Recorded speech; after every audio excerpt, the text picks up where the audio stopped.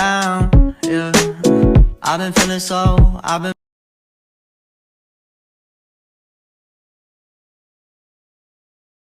Bismillahirrahmanirrahim. Assalamualaikum warahmatullahi wabarakatuh. Perkenalkan, nama saya Tifa Karna Makrifat dengan NIM 111212020 dari kelas A. Di sini saya akan mempresentasikan hasil review materi kelompok 2 yang berjudul konsep individu dan kelompok. Oke, langsung saja. Materi pertama yang saya akan bawakan yaitu yang pertama, A. Pengertian individu. Arti individu adalah bagian terkecil dari kelompok masyarakat yang tak dapat dibagi lagi menjadi lebih kecil. Berdasarkan Kamus Besar Bahasa Indonesia atau KBBI, terdapat dua arti individu. Yang pertama, individu adalah seseorang pribadi, orang dalam kurung berpisah dari yang lain. Arti individu adalah organisme yang hidupnya berdiri sendiri secara fisiologis. Ia bersifat bebas, tidak mempunyai hubungan organik dengan sesamanya. Sementara itu, secara etimologis, individu berasal dari bahasa Yunani, yaitu individuum, yang berarti tidak terbagi. Ciri-ciri individu secara umum adalah sebagai berikut. Yang pertama, individu memiliki pikiran, kehendak, hasrat, dan perasaan yang bisa menetapkan kenyataan aksi dari luar dan di dalam dirinya. Kedua, individu juga memiliki naluri untuk bertahan hidup, keinginan untuk mempertahankan keturunan, dan naluri untuk mencapai kepuasan. Yang ketiga, individu memiliki raga atau jasmani yang bisa membedakan satu dengan yang lainnya. Yang keempat, individu memiliki tingkah laku yang khas dan berbeda satu dengan yang lainnya. Materi kedua yaitu B. Pengertian kelompok. Pada Kamus Besar Bahasa Indonesia atau KBBI, terdapat dua pengertian kelompok yang berkaitan dengan hubungan sosial. Pertama, kelompok adalah kumpulan manusia yang merupakan kesatuan beridentitas dengan adat istiadat dan sistem norma yang mengatur pola-pola interaksi antara manusia itu. Yang kedua, kelompok adalah kumpulan orang yang memiliki beberapa atribut sama atau hubungan dengan pihak yang sama. Dengan begitu, bisa disimpulkan bahwa inti dari kelompok adalah sebuah kumpulan, golongan, atau gugusan yang terdiri dari satuan atau individu-individu. Terdapat beberapa hal yang perlu diperhatikan dalam pembentukan kelompok sosial, antara lain, yang pertama, lembaga sosial, artinya sistem norma yang dianggap penting untuk mengatur kehidupan demi mencapai tujuan bersama.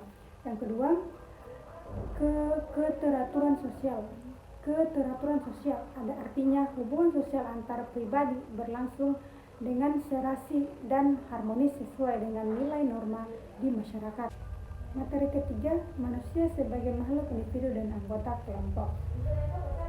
Pertama, manusia sebagai makhluk individu. Individu adalah manusia yang memiliki kesatuan dan keterbatasan, yaitu manusia perseorangan atau orang seorang yang memiliki keunikan. Setiap manusia memiliki keunikan dan ciri khas tersendiri. Tidak ada manusia yang persis sama. Dari sekian banyak manusia, ternyata masing-masing memiliki keunikan tersendiri. Sekalipun orang itu terlahir secara kembar, mereka tidak ada yang memiliki ciri fisik dan psikis yang sama persis. Begitu pula dalam kumpulan atau kerumunan ribuan atau jutaan manusia, kita tetap tidak dapat mengenali seseorang yang sudah kita kenal karena memiliki ciri fisik yang sudah kita kenal. Seperti di tengah-tengah pasar yang penuh orang atau di lapangan di mana berkumpul dengan ribuan orang, kita tidak dapat mengenali orang yang sudah kita kenal.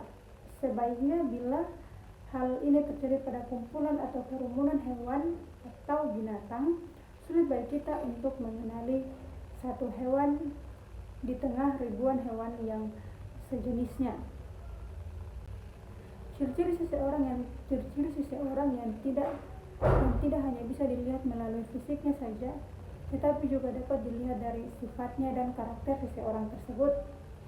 Jika dilihat dari fisiknya, seseorang dapat dibedakan menjadi orang yang gemuk, orang yang kurus, tinggi, langsing, pendek, mancung, tidak mancung, bermata sipit, bermata bundar, berkulit putih, hitam, dan berkulit sawo matang.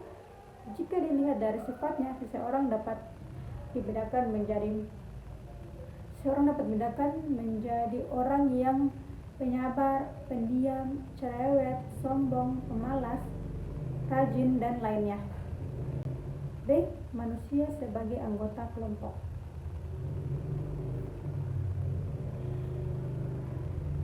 Manusia saat dilahirkan seorang diri, tetapi manusia akhirnya harus bermasyarakat. Manusia tidak sama seperti makhluk lainnya. Misalnya hewan tidak membutuhkan pertolongan hewan lainnya untuk dapat berlangsung hidup. Sejak hewan masih kecil, ia sudah dapat mencari makanannya sendiri. Ia sudah dapat berjalan sendiri dan pergi kemanapun, karena hewan dibekali naluri kehewanannya dan sifat-sifat dan alat-alat fisik yang dapat menunjang kemandiriannya untuk dapat memenuhi kebutuhannya sendiri. Tetapi tidak dengan manusia. Saat manusia masih baru dilahirkan, ia tidak dapat melakukan aktivitasnya seorang diri. Ia tidak dapat langsung berjalan sendiri dan mencari makanannya sendiri.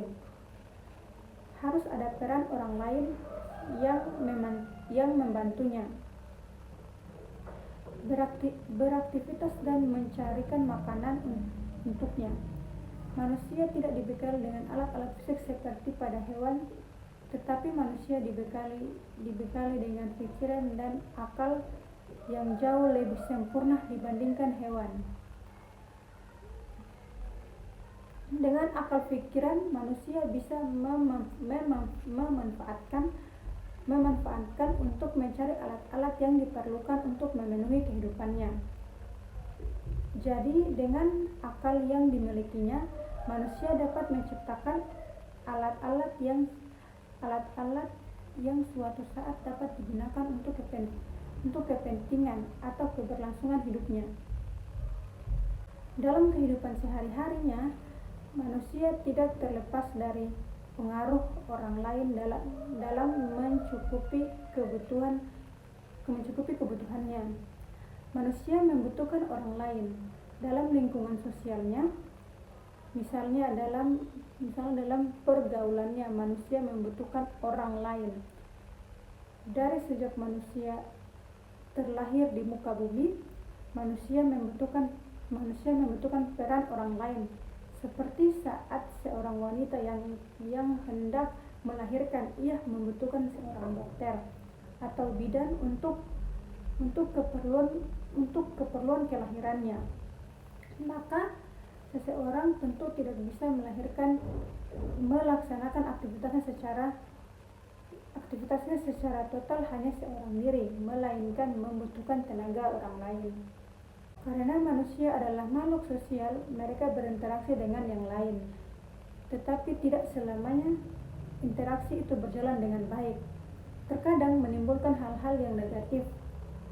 Dalam hubungan antar anggota dan kelompok masyarakat, kita sering dihadapi dengan perbedaan-perbedaan. Misalnya, orang Jawa memiliki kebiasaan dan sifat-sifat yang khas. Orang Sunda, Batak, Ambon, Padang, dan lainnya juga begitu. Terkadang ada sikap negatif yang diperlihatkan oleh satu kelompok masyarakat terhadap kelompok lainnya. Oke, itu yang saya sampaikan. Wabillahi taufiq wal hidayah. Wassalamualaikum warahmatullahi wabarakatuh.